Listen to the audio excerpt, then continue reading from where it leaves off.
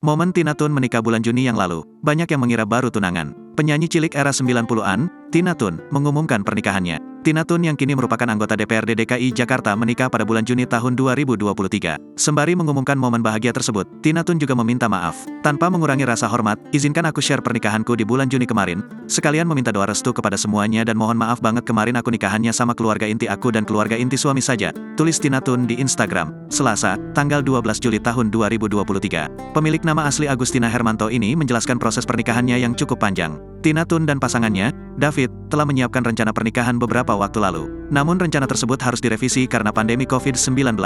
Saat COVID mereda, keluarga Tina Toon menghadapi situasi lain. Tiba-tiba Oma sakit dan memburuk. Sempat mau nikahan di rumah biar Oma bisa lihat tapi takdir berkata lain. Oma dipanggil Tuhan dan akhirnya rencana berubah lagi. Beber Tina Toon. Setelah kepergian Oma, dalam tradisi Chinese intinya harusnya nunda pernikahan sampai 3 tahun, ungkap Tina Toon. Setelah perdebatan yang cukup panjang, akhirnya boleh diadakan syukuran tapi only family, ujar dia. Tina Toon bersyukur karena dia akhirnya mendapat kesempatan mengenakan gaun pengantin impiannya.